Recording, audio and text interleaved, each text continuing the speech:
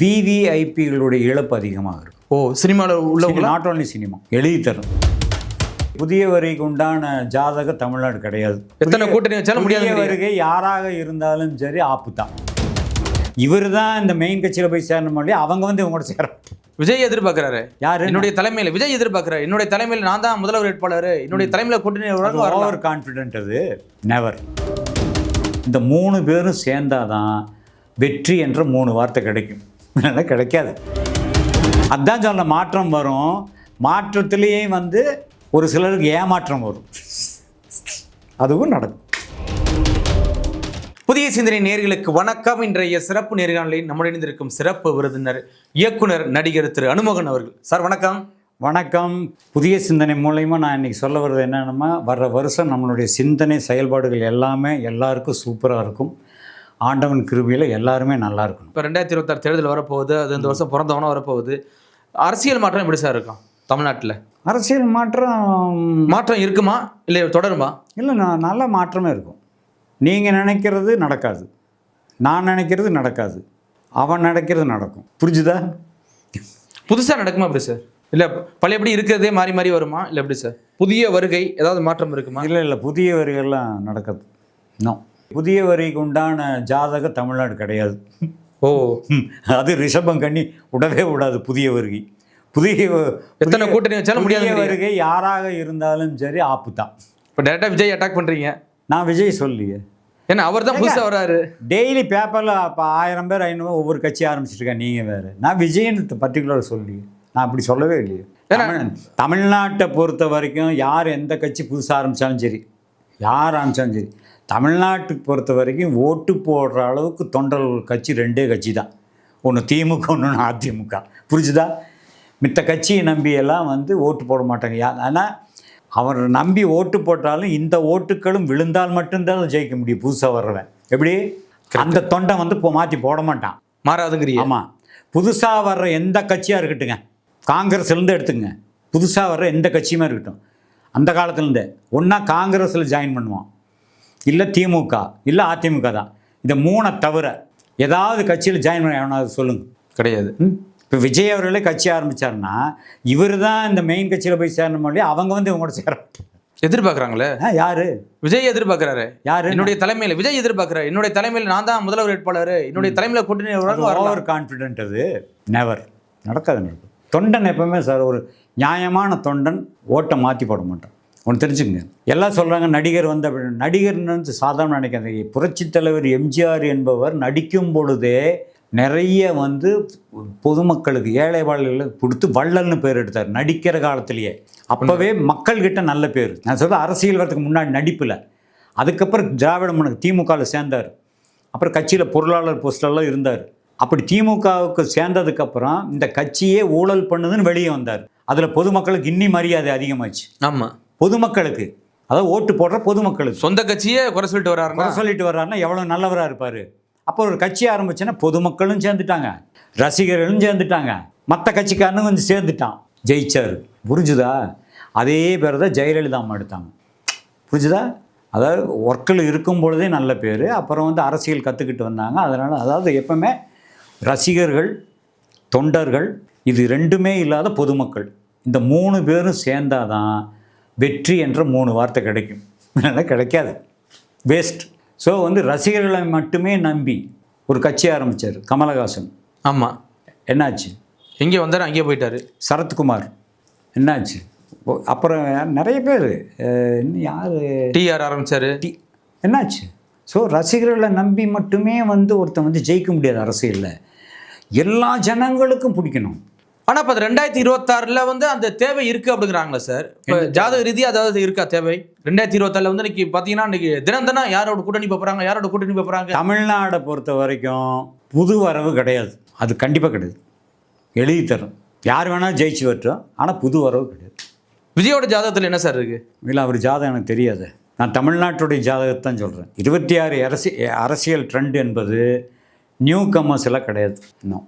ஆனால் மற்ற மாநிலங்களில் மாறி இருக்கு சார். அந்த நியூ கமர்ஸ் வந்து ஆட்சியை மாற்றிருக்காங்க.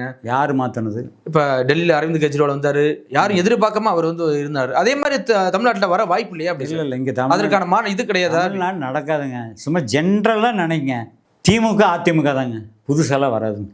என்ன இவரு இல்லைன்னா அவங்க அவ்வளோதான். கூட்டணி போக ஏதாவது வாய்ப்பு இருக்கா சார்? திரு விஜய் அவர்களால் கூட்டணிக்கு போக வாய்ப்பு இருக்கா? இல்லை அது எனக்கு தெரியல, அது அவரை தான் கேட்கணும். கூட்டணி நான் என்ன சொன்னேன்னா, இப்போ இருக்கிற எல்லா சின்ன கட்சிகளும் புது கட்சிகளும் இந்த பெரிய கட்சிகளோட கூட்டு போட்டால் மட்டும்தான். புரிஞ்சுதா? ஒரு காலத்தில் கம்யூனிஸ்ட் எல்லாம் எவ்வளோ ஃபேமஸ்.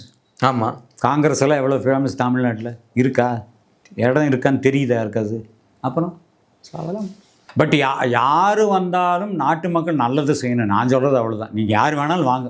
ஆனால் பெரிய மாறுதல் என்பது தமிழகத்தை பொறுத்தவரை 26 சட்டமன்றத்தில் நடக்காது. அப்படியே நடந்தாலும் இண்டிவிஜுவலாக தனிப்பெரும்பான்மை இல்லாமல் யாராவது கூட சேர்ந்துக்கிட்டு அமைப்பாங்க. ஓ, அது வேணால் நடக்கலாம். தனிப்பெரும்பான்மை இருக்க வாய்ப்பில்லையே அப்படி சார் வரப்போகிற தேர்தலில்? இல்லை, அதுதான் ஏறக்குறைய வருங்கிறேன். ரேஷியோ வந்து இப்போது ஒருத்தருக்கு ஒரு 20 சீட்டு தேவைன்னா அலைன்ஸ் போட்டுக்குவாங்க. இவங்க ஆட்சி அமைக்கணும்னா ஒருத்தருக்கு 40 சீட்டு வேணா அவனை முந்திக்கிட்டு 40 பேர் இப்படி நடக்கும். இதுதான் நடக்கும். தேர்தலுக்கு முன்னாடியே இது மாதிரி நடக்குமா இல்லை தேர்தல் முடிந்த பிறகு நடக்குமா சார்? தேர்தல் முடிஞ்சு தான் நடக்கும். ஓ, ரிப்போர்ட்டுக்கு அப்புறம் தான். தேசிய கட்சியோடைய ஆளுமை தமிழ்நாட்டில் இருக்குமா அப்படி சார் இந்த தேர்தலில்? தேசிய கட்சியின் ஆளுமைன்னா இதா காங்கிரஸாக இருக்கட்டும், பிஜேபியாக இருக்கட்டும், இன்னைக்கு தமிழ்நாட்டை குறி வைக்கிறாங்க. இன்னைக்கு தமிழ்நாடு தான் டார்கெட்டு. 2020 எப்படியே தமிழ்நாட்டை பிடிச்சாங்கிற ஒரு குறிக்கோட இருக்காங்க. அவருடைய ஆளுமை எப்படி இருக்கும் சார்? தமிழ்நாட்டை பொறுத்த வரைக்கும் இங்கே வந்து திராவிட கட்சிக்கு தான். வேறு யாரும் மூக்கு நுழைக்கவே முடியாது. அவங்க வந்து இவங்களோட கூட்டு போட்டுக்கலாம் ஒழிய நெவர். எந்த வாக்காளர்கள் முக்கிய பங்கு ஆற்றுவார்கள்? சிறுபான்மை வாக்காளர்களா? இது எப்படி சார்? ஜாதி ரீதியான வாக்காளர்களா எப்படி சார்? மதம், இனம், மொழி, ஜாதி எல்லாமே இதில் எல்லாருமே இருக்காங்கல்ல. இவர்கள் அனைவரும், இவங்க அனைவருமே என்ன சொல்கிறேன், எந்த விஷயத்தில் அதிகமாக பாதிக்கப்பட்டாங்களோ இவங்க பூராமே மாறுதல் ஓட்டு தான் போடுவாங்க. ஓ, மாற்றம் வருங்கிறீங்க? அதுதான் சொல்ல, மாற்றம் வரும். மாற்றத்திலேயே வந்து ஒரு சிலருக்கு ஏமாற்றம் வரும். அதுவும் நடக்கும். கண்டிப்பாக சார். இப்போ சினிமாவுக்கு போகலாம். இப்போ சினிமாவை பொறுத்தளவு அடுத்து யார் சூப்பர் ஸ்டாரு, அடுத்து யார், இப்போ விஜய் அரசியலுக்கு வந்துட்டார், அடுத்த யார் தளபதி, அப்படிலாம் ஒரு போயிட்டு இருக்கேன் சார். யாருக்கு மாற்றம் வரும் சார்? எப்படி சார் 2026 சினிமாவிலையா? ஆமாம், மாற்றம்னா எப்படி கேட்குறீங்க? புதுசாக அவர் நடிகர்களெல்லாம் இப்படி வர வாய்ப்பு இருக்கா, இல்லை எப்படி பழைய நடிகர்களே ஜொலிப்பார்களா எப்படி சார்? இல்லை, ஒரு சூப்பர் ஸ்டார் தான். அதுக்கப்புறம் சூப்பர் ஸ்டார் சொன்னாவே இப்போ நான் என்ன சூப்பர் ஸ்டார்னா காரி துப்பிட்டு போயிடுவாங்க. அப்படி இல்லை. கடவுள் நீங்கள் சொன்ன இயேசுநாதனா ஒருத்தர் தான், காந்தின்னா ஒருத்தர் தானே, புத்தர்னா ஒருத்தர் தானே. அப்படி தான் ஒரே ஆள் தான் சூப்பர் ஸ்டார் தமிழ்நாட்டில் உலகளவு சூப்பர் ஸ்டார் பேர் அவர் தான், ஒரே ஆள் தான். ஆமாம். இப்போ சுப்ரீம் ஸ்டார்னுங்க இவரை சரத்குமார். இவரில் சரத்குமார். இவர் யார்? மோகன்லாலா? Mega super star. Mega star. So அவங்கவுங்களுக்கு ஒரு இது, அது அவங்களோட சரி. புதுசாக வந்து சூப்பர் ஸ்டாரில் வரவே முடியாது. ரெண்டாவது, இன்னைக்கு இருக்கிற சினிமா உலகம், நீங்கள் நடித்தாலும் ஹீரோ தான், நானே இப்போ களத்தில் இறங்கி நடித்தாலும் நான் ஹீரோ தான். ஸோ அந்த ஹீரோத்துவம் உள்ள முக்கியம் வந்து இனிமேல் திரையுலகில் கிடையாது. ஓ, ஏன்னா இன்றைக்கி யார் வேணாலும் நடிக்கலாம், வருவாங்க போவாங்க. ஆமாம், யார் வேணாலும் நடிக்கலாம். வந்தாங்க, இருந்தாங்க, போனாங்க, இவ்வளோ தான் நடக்கும். நிரந்தர சூப்பர் ஸ்டார் கிடையாது. நோ. நிரந்தர அல்டிமேட் ஸ்டார் கிடையாது. இவர் தான் டாப்பு, இவர்னால தான் வியாபாரம். நெவர். ஏன்னா ஒரு ஸ்டேட், ஒரு டிஸ்ட்ரிக்டில் போனீங்கன்னா 10 ஷூட்டிங் நடக்குது. ஆமாம். ஒரு டிஸ்ட்ரிக்டில். தமிழ்நாட்டில் எவ்வளோ டிஸ்ட்ரிக்ட் இருக்குது? குறைந்தபட்சம் இப்போவே எனக்கு தெரிஞ்சு வந்து 800 படம் நிற்கிது எடுத்து வச்சு. இது பெட்டிக்குள்ள ப்ரொடியூசர் கவுன்சில் வந்தது. அது 1000 கணக்கில் ஏதோ 200 வித்துருச்சு, 800 என்னமோ சொன்னாங்க. அப்போது 800 படம் நிற்கிதுன்னா வியாபாரம் ஆகாத படங்கள், வியாபாரம் பண்ண முடியல. இந்த மாதிரி படங்கள் நிறைய எடுத்துக்கிட்டு இருக்காங்க. யாராவது பணம் கொடுத்தா அவன் ஹீரோ, புரிஞ்சுங்களா? யாராவது பணம் கொடுத்தாங்கன்னா ஒரு டைரக்டரு. இப்படி ஆகிப்போச்சு. ரெண்டாவது, சினிமாவுடைய செல்வாக்கு குறைவதற்கு மெயின் காரணம் செல்ஃபோன். அன்றைக்கெல்லாம் வந்து ஒரு டிவியில் சீரியல் வருதுன்னா 8 மணி 9 மணின்னா நைட்டில் லேடிஸ் வந்து 7 மணிக்கே சமைச்சு வச்சுருவாங்க. ஆமாம், நீ தின்னுன்னா அவன் வந்ததுக்கப்புறம் 9 மணிக்கு மேலே தான் சுட்டு தருவாங்க. இன்றைக்கி அப்படி வச்சுக்கிட்டே தோசை சொல்கிறாங்க. ஆமாம், புரிஞ்சா? ஸோ இப்படி இதுதான் கலிகாலங்கிறது. தான் செய்யும் வேலையை மைண்டில் வச்சுக்காம இன்னொரு வேலையும் பார்த்துக்கிட்டே வேலை செய்கிறது.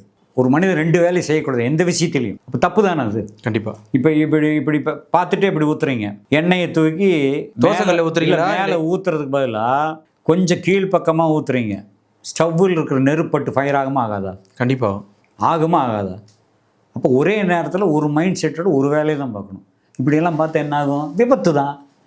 ஆரம்பத்தில் அதான் சொன்னீங்க, கேர்ஃபுல்லாக இருக்கணும். கேர்ஃபுல்லாக இருக்குன்றது அதான் சொன்னேன். ரெண்டாவது, சினிமா என்பது அழிக்க முடியாது. சினிமா என்பது அழிக்க முடியாது. பட் பெரிய லெவல் இப்போ படையப்பா பார்த்தீங்கன்னா ரீரிலீஸ்லேயே 25-30 கோடி ரூபா கலெக்ஷன். அப்போ என்ன மரியாதை? பழசு தான், புதுசு தான். ஓல்ட் இஸ் கோல்டு ப்ரூவ் பண்ணிட்டாங்களா? கரெக்டு. அந்த பழமொழி கரெக்டா? அப்போ அதோட சரி, ஓல்ட் இஸ் கோல்டு என்னைக்கும், நியூ இஸ் கோல்டுன்னு எவனும் சொல்ல மாட்டான். சொல்லவும் முடியாது. ஏதோ அதுக்குண்டான ஆட்கள் கிடையாது. ஏன்னா அன்னைக்கு வந்து அந்த சினிமாங்கிற ஒரே ஸ்க்ரீனில் இருந்தது. இன்றைக்கி ஒரு சினிமா வந்து பல ஸ்க்ரீன்களுக்குள்ளே போயிடுச்சு. கரெக்டு. எல்லாம் பிரிஞ்சிருச்சு. அந்த ஒன்றே இருக்கும் பொழுது அந்த ஆர்வமும் அதெல்லாம் மரியாதையே இருந்தது. ரெண்டாவது, நீங்கள் தேட்டரில் போய் சினிமா பார்க்குற அந்த சந்தோஷமும் வீட்டுக்குள்ளேயே உட்காந்து தனியாக சிரிச்சுக்கிட்டு பார்க்குறது இருக்காது. வேஸ்ட்டு. ஏன் இவ்வளோ பேசுகிறீங்களே? டிவியில் கிரிக்கெட் மேட்ச் காமிக்கிறான். ஆமாம். ஒரு பால் போடுறான், எப்படி அவுட் ஆச்சுன்னு 10 தரம் காமிக்கிறான். ஆனால் அங்கே உட்காந்திங்கன்னா ஒரு தரம் தான் தெரியும் கிரவுண்டில். இப்போ அங்கேயும் கூட ஸ்க்ரீன் எல்லாம் வச்சுட்டு அது வேறு. ஆனால் ஸ்க்ரீனே இருந்தாலும் லட்சம் பேர் உட்காந்து பார்க்குறானா? ஸ்டேடியத்துக்கு அந்த என்ஜாய்மெண்ட் வருமா? வராது. அப்போ ஒரு தியேட்டரில் போய் உட்காந்து ரசிகர்கள் நம்மளும் கை தட்டி ரசிக்கிற அதுதான் என்டர்டெயின்மெண்ட்டு. நீங்கள் வீட்டுக்குள்ளே உட்காந்துருப்பீங்க, நீங்கள் பார்க்குற படத்தை பக்கத்தில் உங்கள் பையன் பார்க்க மாட்டான். இதை எந்த படத்தில் பார்த்து வேறு மாற்றுப்பா. ஸோ அந்த இது போயிடும். ஸோ என்ஜாய்மெண்ட்டுங்கிறது என்ன தெரியுங்களா? ஒரு திருவிழா, ஒரு ஊரில் ஒரு திருவிழா நடக்குது. ஏன் தான் நடக்குது? எல்லா ஊர் மக்களும் சேர்ந்து கொண்டாட்டம், அந்த மகிழ்ச்சி. அப்படிப்பட்ட ஒரு மகிழ்ச்சி தான் சினிமா. அதை கெடுத்து குட்டிச்சவர் ஆகிட்டாங்க. ஆனாலும் பாருங்கள், பழசை ப்ரூவ் பண்ணாங்கல்ல படையப்பா. இப்போ நான் அந்த படத்தை நடித்ததுக்காக சொல்ல, இப்போ ஒரு விஜய் படம் கூட நல்லா தான் கலெக்ஷன் பண்ணிச்சு. அந்த கில்லியா ஏதோ சம்திங். ஆமாம், கில்லியெல்லாம் ரிலீஸ் அப்போ பழசுக்கு உண்டான மரியாதை என்றைக்குமே இருக்கும். அந்த பழசுக்கு உண்டான பேர் அவருக்கு மட்டும்தான். புதுசாக வரவங்களை வைக்க முடியாது. இப்போ சினிமா வளர்ச்சியா எப்படி சார்? இல்லை வீழ்ச்சி வருமா 2026? இல்லை, சினிமாங்கிறது அது வளர்ந்துக்கிட்டே தான் போகும். அதில் மாறுதல். இப்போ ஒரு சினிமா அப்படிங்கிறத எடுத்து நான் தான் சொன்னேன், தியேட்டரில் பார்க்குற சினிமாவை நீங்கள் இனிமேல் இந்த மாதிரி ஒரு கண்ணாடியில் இப்படி போட்டு அப்படின்னா இங்கேயே தெரியும் உங்களுக்கு சினிமா. அப்படியெல்லாம் வந்துடும். ஆமாம். அப்புறம் என்ன இருக்குது? ஸோ அதனால் சினிமாவை வந்து மொத்தமாக க்ளோஸ் பண்ண முடியாது. அது பல ரூபங்களில் ட்ராவல் பண்ண, அவ்வளோ அழிக்கலாம் முடியாது. கண்டிப்பாக சார். கடந்த 2025 யாரும் எதிர்பார்க்காத ஒரு சினிமாவுக்கு போதாத காலமாக இருந்தது. பல நடிகர்கள் இறப்பு, அது உச்சபட்ச நடிகர்களாக இருந்திருக்காங்க. அது உங்களை போன்ற சீனியர் ஆட்களாக நிறைய பேர் இப்போ தவிர்க்க முடியாமல் இறந்துருக்காங்க.